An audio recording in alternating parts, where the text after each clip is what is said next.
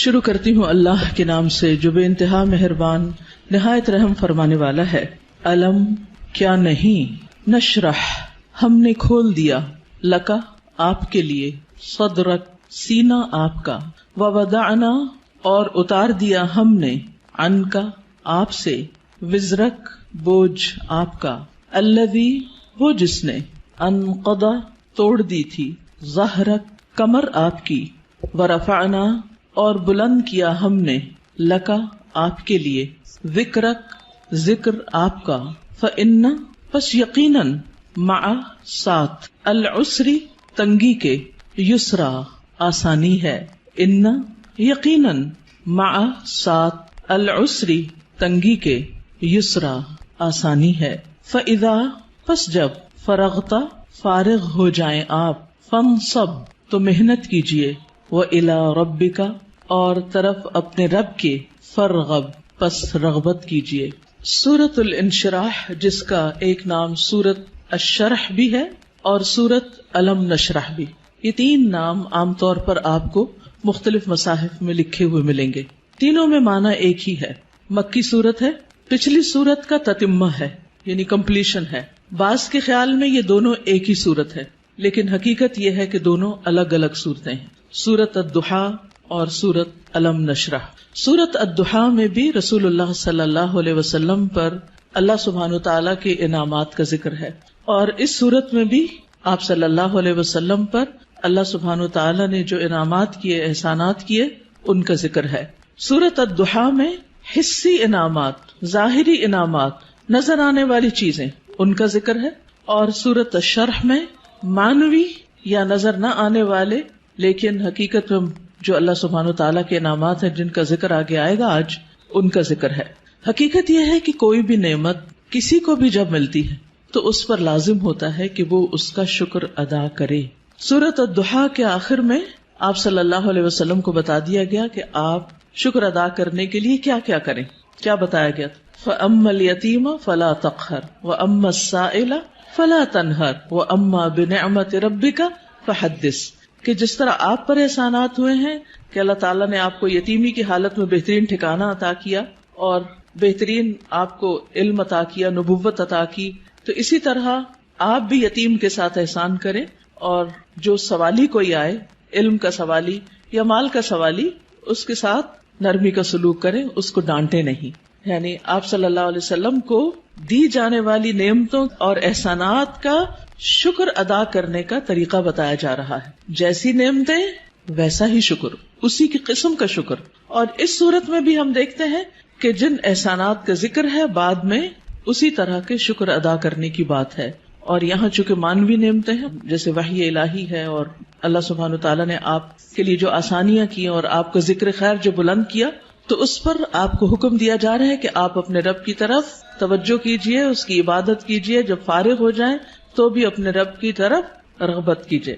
انسان جب کسی بھی نعمت کا شکر ادا کرتا ہے تو اللہ تعالیٰ کا وعدہ ہے کہ وہ اس نعمت کو بڑھا دیتا ہے اور زیادہ عطا کرتا ہے۔ ہمیں بھی اللہ تعالیٰ نے مختلف طرح کی نعمتیں اور ٹیلنٹس دے رکھے ہیں، بعض اوقات ہم اپنے ان ٹیلنٹس کو فل کیپیسٹی میں استعمال نہیں کرتے، نتیجہ کیا ہوتا ہے؟ ہماری صلاحیتوں کو زنگ لگ جاتا ہے۔ لیکن جتنا زیادہ ہم ان کو استعمال کرنے لگتے ہیں، جتنا زیادہ ہم ان کو دینے لگتے ہیں، اور خاص طور پر اگر کوئی شخص دین کی دعوت دینے والا ہو یا تعلیم دینے والا ہو، تو ایک استاد یا ایک داعی جتنا زیادہ اپنے مدعو کے ساتھ یا اپنے طالب علم کے ساتھ، اسٹوڈنٹ کے ساتھ محنت کرتا ہے، اس کے لیے قربانی کرتا ہے، اس کو سکھانے کی اور اس کو دینے کی کوشش کرتا ہے، تو اس کا علم اور تجربہ اتنا زیادہ بڑھتا چلا جاتا ہے۔ نہ صرف یہ کہ علم اور تجربہ بڑھتا ہے، بلکہ شاگردوں کے دل میں اس کے لیے محبت اور اس کے لیے رسپیکٹ اور اس کی قدر کا جذبہ بھی اسی طرح بڑھتا ہے۔ ہم سب بھی اپنے اپنے وقت میں طالب علم رہے اور ہم سب جانتے ہیں کہ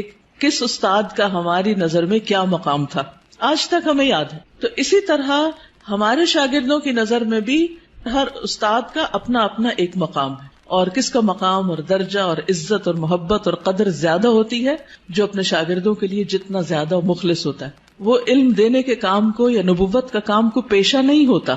یہ ایک اللہ سبحانہ تعالیٰ کی نعمت کا، اللہ تعالیٰ کے اس احسان کا کہ اس نے ہمیں یہ سب کچھ عطا کیا، اس کا شکر ادا کرنا ہوتا ہے, اظہار نعمت کرنا ہوتا ہے, اس کو شیئر کرنا ہوتا ہے, دوسروں کے ساتھ بانٹنا ہوتا ہے. اور انسانوں کی تعلیم و تربیت اور انسانوں کو کچھ بنانا یہ دنیا کا سب سے بڑا کام ہے. کیونکہ مادی چیزیں, پتھر توڑ کے گھر بنانا, کوٹ کے بجری سڑکیں بنانا, یہ بھی ایک کام ہے جو نظر آنے والی چیزیں ہیں, لیکن وہ تو ہمارے لیے مسخر ہیں, مطیع ہیں, فرما بردار ہیں. ہم جہاں چاہیں ان کو لگا دیں, جس طرح چاہیں ان کو رکھ دیں. لیکن انسان اتنی آسانی سے بات سننے والے نہیں ہوتے. ان کو مولڈ کرنا اور ان کو گھڑنا اور ان کو کچھ بنانا اور ان کو سنوارنا اور ان کو نکھارنا, جو نبی صلی اللہ علیہ وسلم کے فرائض منصبی میں سے تھا. اور یہی آپ کے بعد ہر استاد کی ذمہ داری ہے کہ وہ طالب علموں کو صرف انفارمیشن ٹرانسفر کرنے والا نہ ہو, بلکہ ان کے اندر کے پوٹینشل کو, ان کی صلاحیت کو, ان کے اندر پائی جانے والی مختلف جو قوتیں ہیں ان کو نکھارنے اور معاشرے کے لیے اور خود اس شخص کے لیے زیادہ سے زیادہ مفید بنانے والی. اور یہ کام والدین کے بعد استاد ہی کرتا ہے, اور یہ اس کی بہت بڑی ذمہ داری ہوتی. تو اس پس منظر کو سامنے رکھتے ہوئے ہم اس صورت کا انشاءاللہ مطالعہ کریں گے کہ ہمیں کیا کرنا ہے. سوال یہ پیدا ہوتا ہے کہ کیا یہ احکامات جو اس صورت کے اندر آئے ہیں صرف نبی صلی اللہ علیہ وسلم کے لیے خاص ہیں, یا اس کے بعد ان لوگوں کے لیے بھی جو آپ کے طریقے پر چلنے والے ہوں اور آپ ہی کے کام کو آگے لے کر بڑھنے والے ہوں. تو حقیقت یہ ہے کہ یہ سب کے لیے ہیں, آپ کے لیے خاص اور ہمارے لیے عمومی طور پر. تو آئیے دیکھتے ہیں سورت کو. اللہ سبحانہ وتعالیٰ فرماتے ہیں الم نشرح لک صدرک. الم کیا نہیں, سوالیہ انداز ہے, اور یہ یقیناً کے معنوں میں ہے, قد کے معنوں میں. نشرح ہم نے کھول دیا. شرح کا لفظ ہوتا ہے کسی چیز کو چھوٹے چھوٹے ٹکڑے کر کے, جیسے گوشت ہے تو گوشت کے چھوٹے چھوٹے سلائسز کرنا, اس کو کاٹنا. تشریح سرجری کے لیے بھی آتا ہے.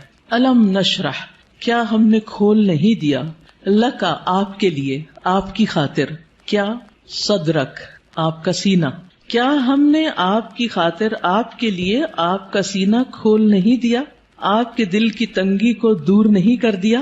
اگر دیکھا جائے تو دنیا میں پائی جانے والی نعمتوں میں سے سب سے بڑی نعمت یہ ہے کہ انسان کو شرح صدر, سینے کی وسعت, دل کی وسعت, دل کا اطمینان نصیب ہو.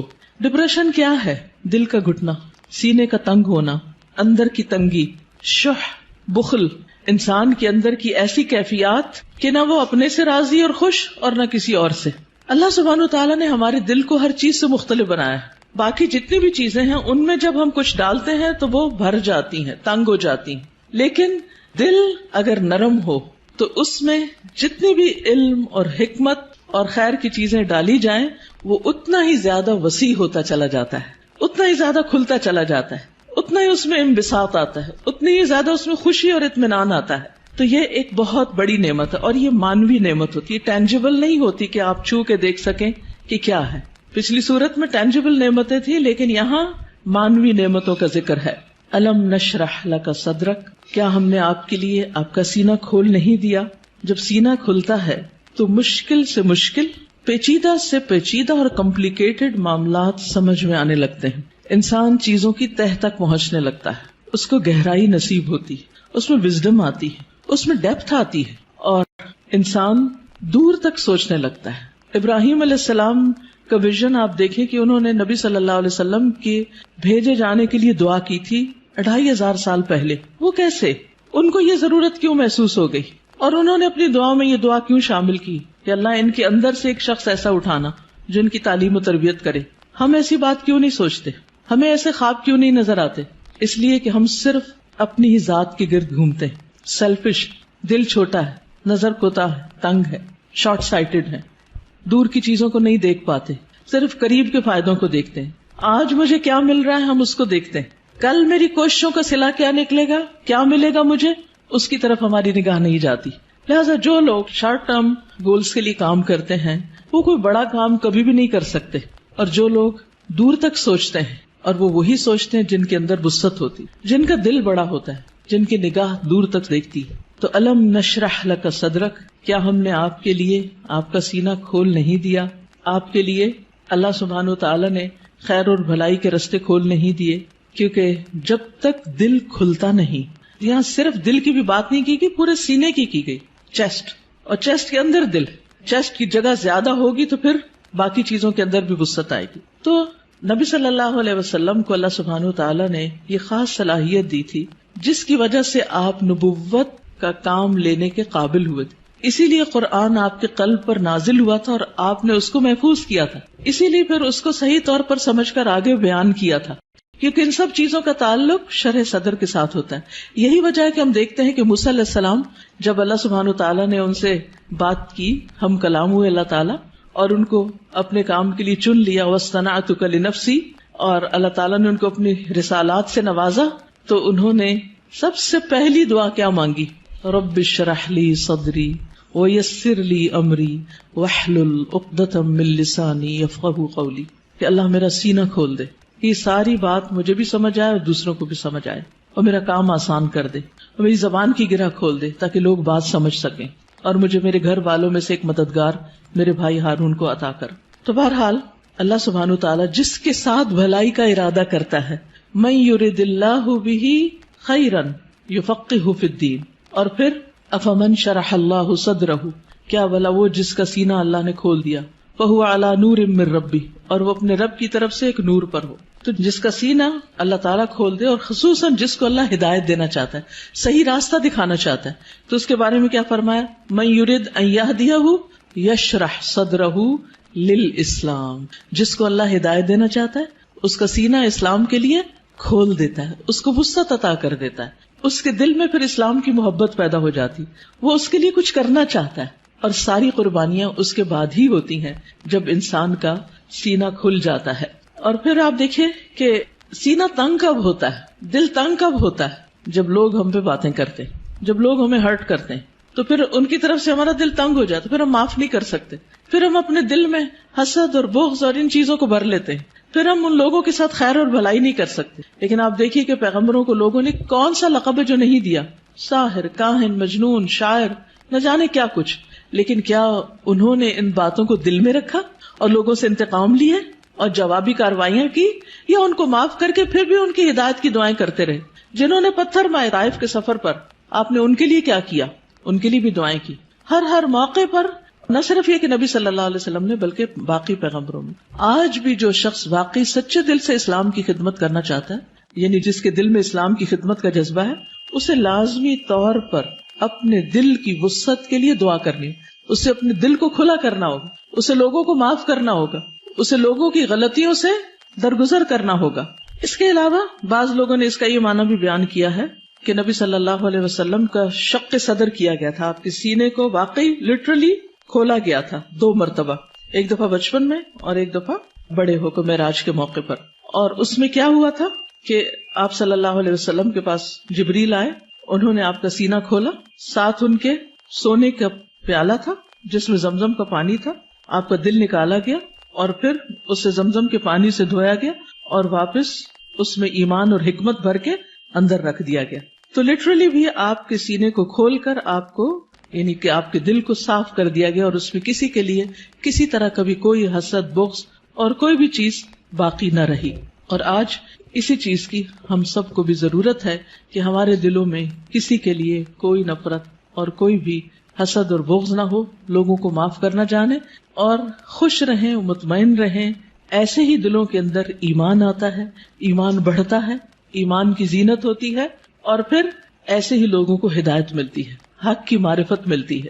تو الم نشرح لک صدرک، جب سینہ کھلتا ہے تو انسان تقدیر پر بھی راضی ہو جاتا ہے. انسان چھوٹی چھوٹی باتوں کو لے کے بیٹھ نہیں جاتا، انسان اپنے وقت کو ضائع نہیں کرتا، انسان تقدیر پر راضی ہو جاتا ہے. انسان کا پھر عبادت میں دل لگتا ہے، عبادت کی طرف لپکتا ہے، عبادت کی طرف دوڑتا ہے.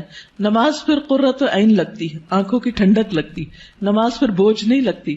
اللہ تعالیٰ کے کسی بھی حکم کو اپنانا مشکل نہیں لگتا، اور یہ صرف اس وقت ہوتا ہے جب انسان کا سینہ کھل جاتا ہے. الم نشرح لک صدرک، اور پھر کوئی بات سمجھنے میں رکاوٹ نہیں آتی. انسان بنا کہے دوسروں کی باتیں سمجھنے لگتا ہے، اسے دوسروں کی ضروریات نظر آنے لگتی ہیں، وہ دوسروں کی کیئر کرنے لگتا ہے. دوسری نعمت جس کا ذکر کیا گیا، وَوَضَعْنَا عَنْكَ وِزْرَكَ، اور ہم نے اٹھا دیا آپ سے، ہٹا دیا آپ سے، وزرک آپ کا بوجھ. وضع عن کا مطلب ہوتا ہے کسی چیز کو اٹھا لینا، اور وزر کہتے ہیں بھاری بوجھ کو. اور وزر قرآن مجید میں گناہ کے معنی میں بھی آتا ہے، ذنب کے معنی میں بھی. اب یہاں نبی صلی اللہ علیہ وسلم سے ان کے بوجھ ہٹا دیے گئے. اور یہاں پر آپ دیکھیں سورۃ الضحیٰ میں جو انداز تھا وہ کیا تھا کہ الم یجد کا یتیمن، سیکنڈ پرسن، الم یجد کا یتیمن، کیا اس نے آپ کو یتیم نہ پایا، فآوا ووجدک ضالا فہدی ووجدک عائلا فاغنی. لیکن یہاں زیادہ پرسنل انداز ہے، ووضعنا عنک وزرک، ہم نے آپ کا بھاری بوجھ آپ سے ہٹا دیا. اس بوجھ سے مراد کیا ہے؟ اس کے کئی معنی لیے گئے. نمبر ایک یہ کہ آپ کے دل پر نبوت سے پہلے جو ایک خاص بوجھ تھا، آپ کے ذہن میں کچھ سوالات تھے جن کا آپ جواب چاہتے تھے، آپ زندگی میں کچھ کرنا چاہتے تھے. آپ صلی اللہ علیہ وسلم اسی لیے شہر کو چھوڑ کر پہاڑ پر چلے جاتے، ہرا میں چلے جاتے تھے. تو جب اللہ سبحانہ وتعالیٰ نے آپ کو قرآن دیا، نبوت دی، تو آپ کے سوالوں کے جواب آپ کو ملنے لگے اور آپ کے بوجھ آپ سے دور ہو گئے. اسی طرح یہ معنی بھی کیا جاتا ہے کہ آپ صلی اللہ علیہ وسلم پر جو وحی کے نازل ہونے کے بعد ایک خاص کیفیت طاری ہو گئی تھی، آپ کے اندر ایک خوف کی کیفیت تھی. آپ واپس گئے اور آپ اپنی بیوی سے کہنے لگے کہ آپ مجھے کمبل اڑا دیں، چادر اڑا دیں. اور پھر حضرت خدیجہ جو تھی انہوں نے آپ کی کیئر کی، آپ کا خیال رکھا. آپ کو اللہ تعالیٰ نے بہترین مددگار دیے. آپ کے پیغام پر سب سے پہلے حضرت خدیجہ ہی ایمان لے آئیں. پھر اسی طرح حضرت ابو بکر جو آپ کے دلی دوست تھے وہ آپ پر ایمان لے آئے. تو یہ جو وحی کی کیفیت تھی اور یہ جو فرشتے کو دیکھ کر آپ پر ایک خوف اور ایک بوجھ پڑ گیا اور آپ پر ایک پریشانی آ گئی، اور پھر کچھ عرصے کے لیے جیسے وحی کا سلسلہ منقطع بھی ہوا، اس میں بھی آپ پر پریشانی آئی، تو اللہ سبحانہ تعالیٰ نے وہ سارے بوجھ آپ سے ہٹا دیے، وہ پریشانیاں آپ کی دور کر دی. اسی طرح یہ معنی بھی کیا جاتا ہے کہ نبوت سے پہلے کے 40 سال جو آپ کے اللہ تعالی کی عبادت میں نہیں گزرے تھے، جس کا آپ کو ملال تھا، تو وہ کیفیت بھی آپ سے دور کر دی گئی. پھر اسی طرح یہ معنی بھی کیا گیا ہے کہ خلاف اولا جو کام آپ سے ہوئے، خلاف اولا کا مطلب یہ ہوتا ہے کہ پیغمبر کا درجہ اور مقام بہت بڑا ہوتا ہے. جیسے ایک مقولہ ہے نا کہ حسنات الابرار سیئات المقربین، جو نیک لوگوں کی نیکیاں ہوتی ہیں وہ مقربین کے غلطیاں شمار ہوتی ہیں. یعنی جو اللہ کے خاص اور مقرب بندے ہوتے ہیں ان کے لیے سٹینڈرڈ بہت ہائی ہے کہ ان کا اخلاق بھی عظیم ترین ہو اور ان سے چھوٹا سا بھی کوئی قصور، کوتاہی، کمی بیشی نہ ہو. لیکن نبی صلی اللہ علیہ وسلم انسان بھی تھے. جیسے عبس وتولی میں آیا کہ ایک شخص آپ کے پاس آیا کچھ پوچھنے کے لیے، آپ نے تھوڑی سی اس سے بے رخی برتی. تو یہ بے رخی کیا تھی؟ یہ ایک اللہ سبحانہ تعالیٰ کی نگاہ میں ایک قصور تھا آپ کا. تو وزر کا معنی قصور بھی کیا گیا ہے. تو اللہ تعالیٰ نے وہ بھی آپ کا اگلے پچھلے سب قصور معاف کر دیے اور آپ کے بوجھ آپ سے ہٹا دیے. وَوَضَعْنَا عَنْكَ وِزْرَكَ الَّذِي أَنْقَضَ ظَهْرَكَ، وہ جس نے آپ کی کمر توڑ دی، یعنی آپ کو جس کا بہت زیادہ بوجھ محسوس ہوتا تھا. نقیض ہوتا ہے کسی چیز کو اس طرح توڑنا کہ اس میں سے کڑکڑانے کی آواز ہو، یعنی کڑکڑاہٹ. جیسے چارپائی کے اوپر اگر زیادہ لوگ بیٹھ جائیں تو کیا ہوتا ہے، یا کبھی کرسی کے اوپر کوئی بھاری شخص بیٹھ جائے تو اس کے اندر سے جو آواز نکلتی ہے نا، تو وہ کیا کہلاتی ہے؟ نقیض کہلاتی ہے. تو انقض ظہرک یعنی جس نے آپ کی پیٹھ کو بوجھل کر دیا تھا، آپ کے اوپر ایسی ذمہ داری آ پڑی تھی کہ آپ اس کی وجہ سے بہت دبے ہوئے یا آپ بہت اس کی وجہ سے بوجھل محسوس کر رہے تھے. تو اللہ سبحانہ تعالیٰ نے وہ بھی آپ سے دور کر دیا. وَرَفَعْنَا لَكَ ذِكْرَكَ، اور آپ کا ذکر خیر بلند کر دیا، یعنی آپ کو شہرت عطا کی، آپ کو بلندی عطا کی. نہ صرف یہ کہ آپ کو، بلکہ آپ کے ذکر کو، یعنی آپ کے نام کو، آپ کے مقام کو، آپ کے درجے کو بہت بلندی ملی. اور اس کے لیے ایک حدیث میں آتا ہے کہ نبی صلی اللہ علیہ وسلم نے فرمایا کہ جبریل علیہ السلام میرے پاس آئے اور کہا کہ آپ کا رب کریم پوچھتا ہے کہ آپ کیا جانتے ہیں کہ میں نے آپ کے ذکر کو کس طرح بلند کیا ہے؟ رفعنا لک ذکرک کیسے ہوا؟ میں نے جواب دیا کہ اس حقیقت کو اللہ تعالیٰ ہی بہتر جانتے ہیں. تو اللہ تعالیٰ نے فرمایا کہ آپ کے ذکر کی بلندی کی کیفیت یہ ہے کہ جہاں میرا ذکر کیا جائے گا وہاں آپ کا بھی ذکر کیا جائے گا، یعنی نبی صلی اللہ علیہ وسلم کا ذکر بھی. اور اسی لیے ہم دیکھتے ہیں کہ جب ایک شخص مسلمان ہوتا ہے تو کیا پڑھتا ہے؟ لا الہ الا اللہ اور محمد الرسول اللہ، یعنی اسلام میں انٹر ہونے کے لیے جو کلمہ پڑھا جاتا ہے. اسی طرح اشہد ان لا الہ الا اللہ و اشہد ان محمدن عبدہ و رسولہ. پھر اسی طرح آپ دیکھیے کہ 5 وقت جو نماز ہوتی ہے آذان، اس میں اشہد ان لا الہ الا اللہ و اشہد ان محمد الرسول اللہ. پھر نماز میں تحیات اور پھر اس کے بعد درود شریف، اس میں بھی نبی صلی اللہ علیہ وسلم کا ذکر ہوتا ہے. پھر اسی طرح جب بھی جہاں بھی جو بھی آپ کا نام لے ساتھ آپ کے اوپر درود و سلام بھیجے، پڑھنے والا بھی اور سننے والا بھی.